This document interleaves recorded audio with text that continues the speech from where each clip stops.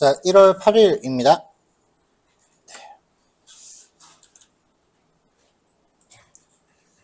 자, 지난 시간에 이제 2번하고 3번 파일 간의 순서 변경이 좀 있었죠. 그리고 이제 2번 파일의 원래 이름이 박스 플롯이었는데 이걸 이제 연속형 데이터 분포 시각화란 이름으로 이제 파일 이름을 변경을 했어요. 데이터의 어떤 분포를 보는 방법이 첫 번째가 상자 그림이 있고요. 이거보다 좀 더 기본적인 방법이 히스토그램이라고 하는 그래프가 있어요.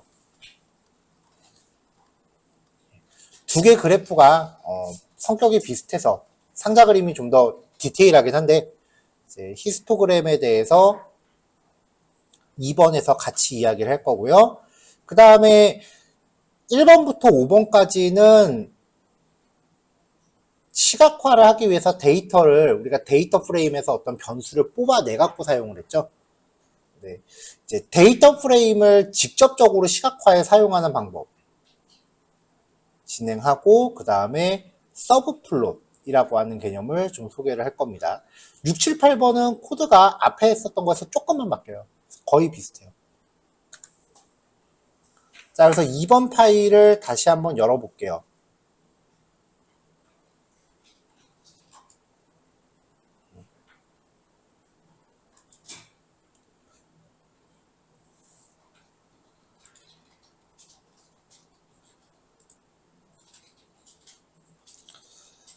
자, 파일 이름 변경됐고요. 자, 데이터의 분포를 이제 시각화하는 방법이요. 데이터 종류에 따라서 연속형하고 범주형, 그러니까 숫자 형식과 그 다음에 어떤 카테고리, 유형일 경우에 숫자형 같은 경우는 박스 플롯과 히스토그램으로 확인을 하고요. 카테고리 같은 경우는 바 플롯, 막대 그래프로 처리하는데 이때는 빈도 그래프예요. 그러니까 그룹별로 데이터 종류가 몇 개씩 있는지. 뭐 예를 들어서 남자, 남자, 남자, 뭐 여자, 여자 이렇게 있다라고 하면은 남자는 3개, 그 다음에 여자는 2. 이런 식으로 표현하는 게 빈도 그래프예요. 종류별로 몇 개씩 있는지. 그 다음에 이제 파이 플롯. 몇 %씩 있는지 뭐 그런 거죠. 자, 상자 그림 코드는 손댄 게 없습니다.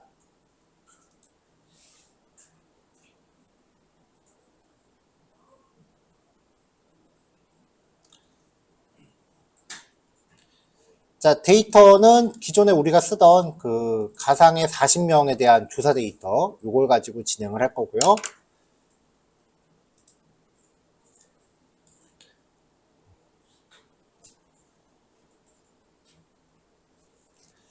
그래프 초기화 코드에 좀 새로운 내용을 하나 한 줄 넣었어요. RC 파람스에서 figure.dpi라고 하는 속성도 있더라고요.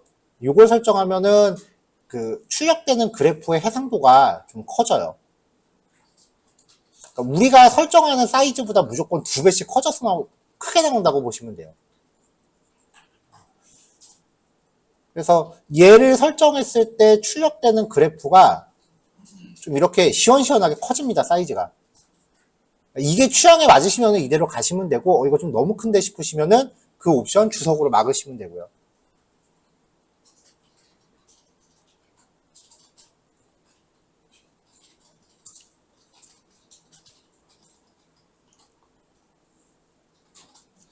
자, 여기 히스토그램부터예요.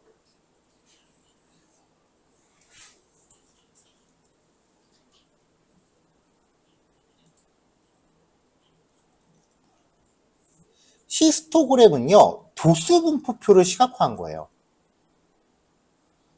도수 분포라고 하는 게 어떤 숫자형의 데이터가 있을 때 구간을 잡아놓고 각각의 구간별로 데이터가 몇 개씩 들어있는지를 파악하는 거였죠. 자, 그럼 이제 도수 분포표부터 만들어 볼게요. 이 나이 데이터를 가지고 numpy.histogram이라고 하는 걸 통해서 나이 데이터를 그 도수분포를 뽑아라. 구간수는 5개.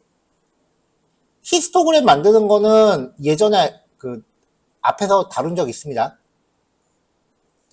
자, 그럼 이제 이렇게 데이터가 만들어지는데 이 의미가 20 이상 27.8 미만, 그 다음에 27.8 이상 35.6 미만, 그 다음에 35.6 이상 43.4 미만, 43.4 이상 51.2 미만, 그리고 51.2 이상 59, 마지막은 이하. 왜냐면 미만이라고 하면 얘가 빠지잖아요. 마지막 거만 이하예요.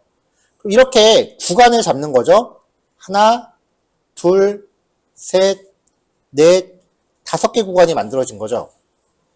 그러면 요 구간 사이에는 15개, 요 구간 사이에는 11개, 이 구간 사이에는 4개, 이 구간 사이에는 5개, 요 구간 사이에는 5개. 이렇게 되어 있는 겁니다. 어렵지 않죠?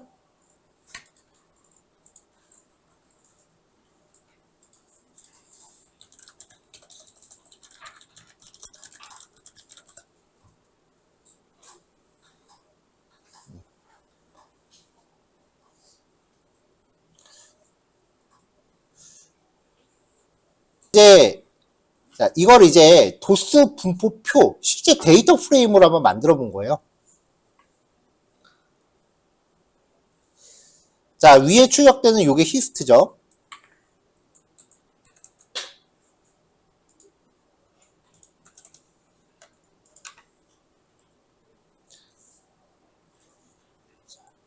요거를 걸어서 이제 반복을 겁니다. 그럼 I 같은 경우는 인덱스 번호니까 0, 1, 2, 3, 1, 2, 3, 4가 될 거고요. V는 얘네가 V가 되겠죠. 빈 리스트를 준비하고요. 전체 길이 5개죠. 인덱스 번호 플러스 1이 길이보다 작다면, 자, 얘네들 보면은 인덱스 플러스 1을 하면은 1, 2, 3, 4, 5죠. 여기서 전체 길이보다 작다면, 전체 길이보다 작은 거는 요 범위죠. 마지막 거 제외하는 거래요. 우리 반복문 처리할 때 마지막 회차 생략하는 거에 대한 패턴 소개한 적 있습니다. 마지막 게 아니라면은 범위는 이상에서 미만이고요. 마지막 거라고 하면은 이하였죠. 자, 여기다가 이제 빈스의 i번째랑 아까 구간 그리고 그 다음 거를 세팅을 합니다.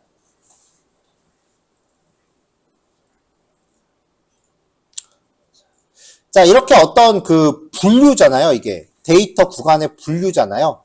이 분류를 그 데이터에서는 계급이라는 말로 많이 표현을 해요. 근데 영문 자료를 보면은 클래스라고 표현을 해요.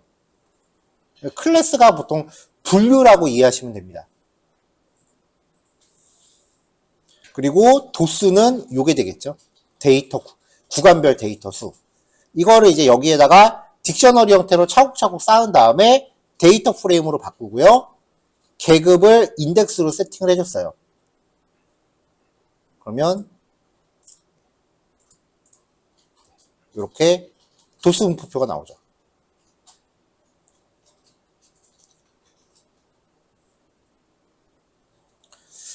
자, 히스토그램을 만들어 볼게요. 자, plt.figure 걸고요. 파이플로 객체가 갖고 있는 히스트 함수를 사용하시면 됩니다. 그렇게 하고서 표현할 데이터 세팅하고 이걸 5개 구간으로 나눠라 라고 하시면 돼요.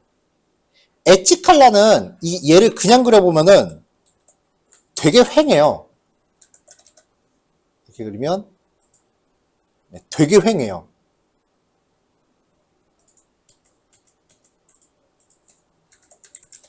엣지 칼라는 여기 테두리 색깔이고요. 라인 위드스는 테두리 굵기예요. 이거를 1로 주면은 평소에는 습관적으로 1이라고 줬는데 1이라고 주면은 그리드를 걸었을 때 그 그리드랑 겹치는 부분이 생기면 잘 안 보이더라고요. 여기 보세요. 잘 안 보이죠? 그래프 테두리랑 그리드 선이 겹치면 잘 안 보이더라고요. 그래서 선 두께를 1.2로 해서 겹쳐도 조금 이렇게 좀 보이게끔 뭐 나름 이렇게 효과를 준다고 줘봤는데 뭐 이거야 뭐 개인 취향 문제니까 색깔이나 테두리 굵기는 각자 선정하시면 됩니다. 자, 그럼 이제 이게 의미하는 게 데이터가 대충 여기부터 여기 어딘가 사이에 요만큼 있는 거고 여기부터 여기 어딘가 사이에 요만큼 있는 거고 뭐 그런 뜻이에요. 근데 파이플롯이 특별히 설정을 안 하면은 X축 간격을 지멋대로 잡아버리기 때문에 여기가 어딘지 알기가 좀 애매합니다.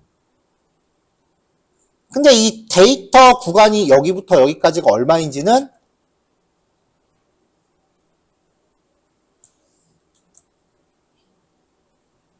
이걸로 알 수 있잖아요.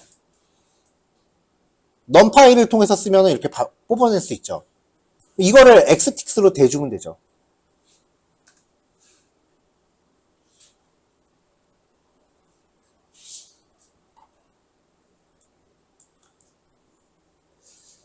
자, 그래서 numpy.histogram 메소드를 써서 데이터 구간을 리턴 받은 후에 그거를 그래프의 x틱스로 적용을 해요. 얘를 가져다가 그래프의 이쪽 좌표에다가 실제로 이 글자를 갖다 대라. 라고 하면은 이제 정확하게 구간이 떨어집니다.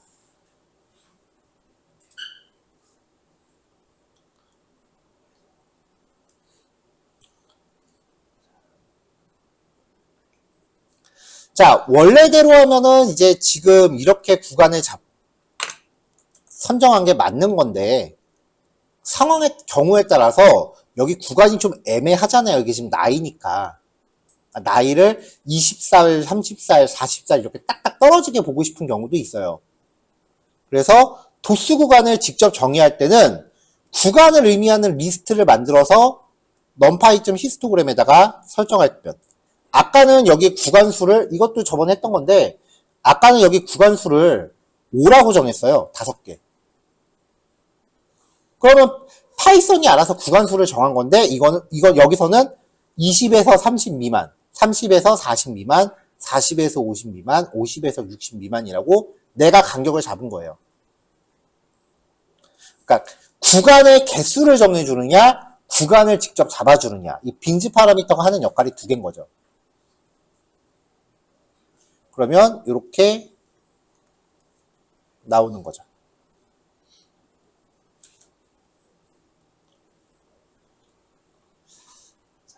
자, 그럼 이제 이렇게 이제 딱딱 떨어지게끔 데이터가 나오죠. 히스토그램은 여기까지예요. 자, 그럼 구간을 잡을 때 이렇게 내가 직접 구간을 주는 게 좋을까요? 아니면은 개수를 정해놓고 알아서 해라고 하는 게 좋을까요? 보기에는 그러니까 우리가 데이터가 어떻게 되어 있는지 판단하기에는 이게 더 좋아요. 그렇죠? 근데 원래대로는 이게 맞는 거예요, 사실은. 자, 이 이후에는 단순 필기 내용입니다.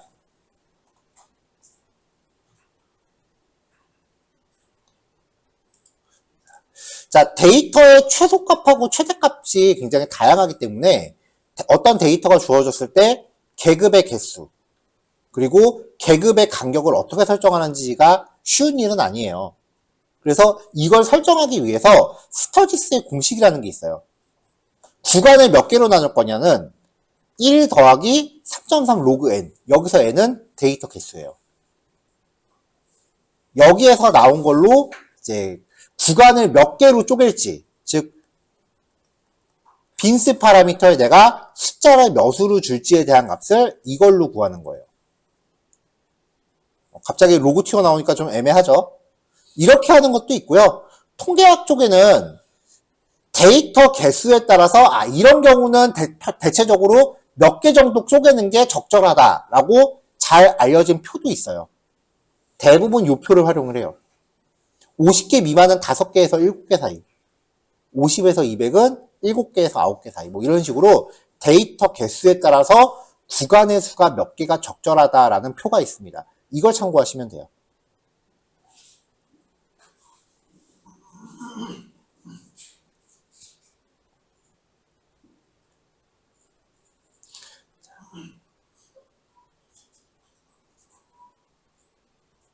자, 그러면 내가 간격을 직접 이렇게 진짜 끊어주고 싶다. 리스트로 몇부터 몇 사이라고 직접 끊어주고 싶다라고 한다면 그때도 이제 공식이 있어요.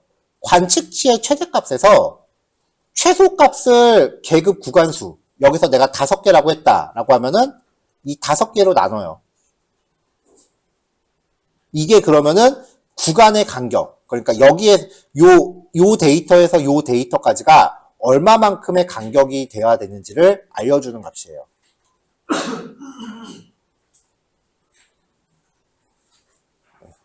여기서 중요한 거는 시작점을 얼마로 잡아야 되는지예요. 대부분 최소값에서 시작하는 게 보통입니다. 지금 이거는 그냥 참고 삼아서 알아놓으시라고 얘기한 거예요. 왜냐면은 이렇게 이거를 얘기 안 하니까 다들 구간 자기들이 잡더라고요, 직접. 보기 편하다고. 올바른 건 아니에요. 자, 밑에 거는 시험 준비하시는 분들 시험에 나올 거예요. 자, 히스토그램의 모습.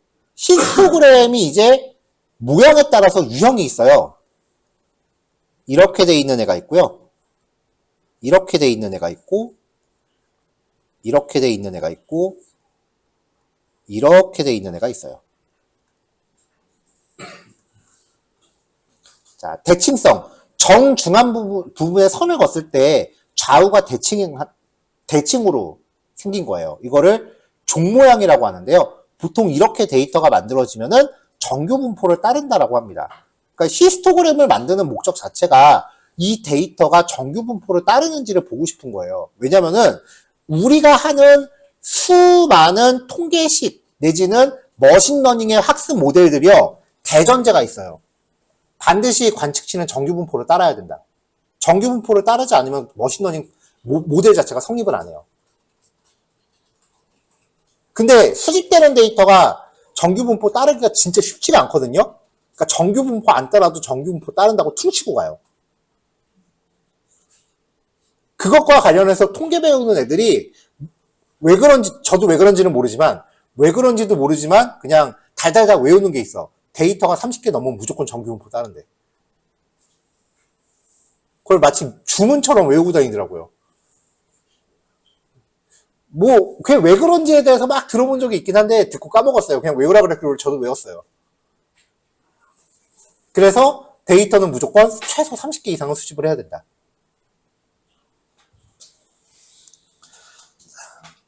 자, 정규 분포를 따르는 히스토그램은 이렇게 생긴 겁니다. 이 코드는 그래프를 만들려고 억지로 만든 거니까, 뭐 코드는 뭐 그렇게 중요한 건 아니에요. 요 데이터 구간별로 그냥 1개, 2개, 2개, 3개, 2개, 1개. 이렇게 억지로 만든 거니까요. 이게 이제 정규 분포를 따르는 거다라고 이야기를 하고요. 그 다음에 비대칭성. 이렇게 생긴 거. 데이터가 이쪽이 제일 많고 점점 개수가 적어지는 거. 아까 우리가 봤었던 나이 데이터예요. 반대 방향도 있죠. 그래서 꼬리가 여길 꼬리라고 해요. 점점 작아지는 걸. 얘가 양의 방향으로 가고 있으면 양의 비대칭이라고 하고요. 이런 식으로 분포가 돼 있다라고 하면은 음의 비대칭이라고 해요. 자, 이게 양의 비대칭. 이게 음의 비대칭이에요.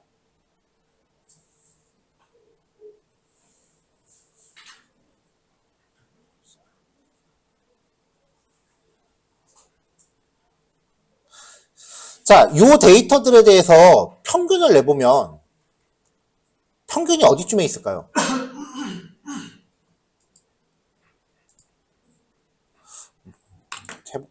직접 해봐야죠.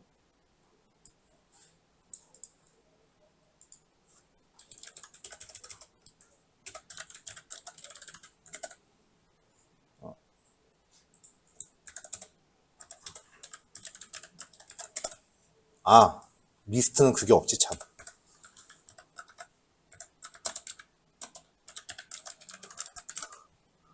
자, 2.3이래요.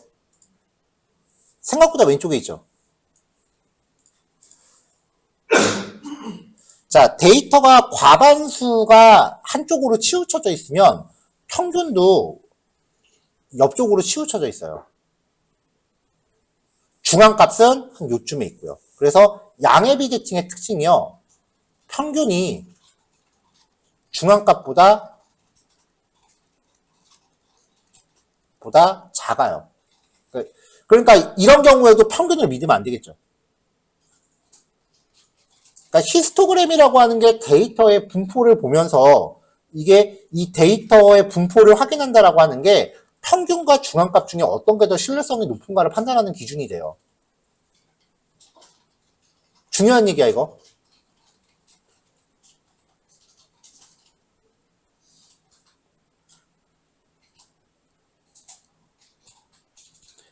왜냐면 이렇게 평균이라고 하는 거는 조금만 조건이 바뀌어도 값이 휙 바뀌어요. 자, 그럼 음의 비대칭 같은 경우는 중앙값이 평균이 중앙값보다 크겠죠?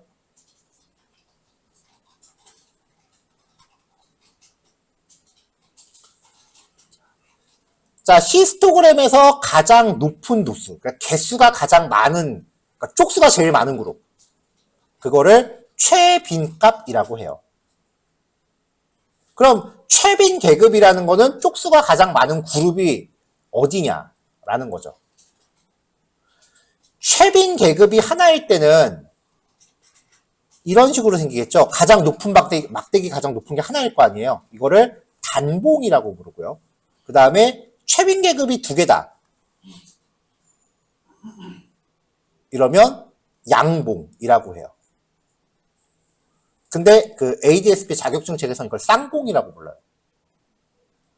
양봉이나 쌍봉이나 이렇게 생긴 거.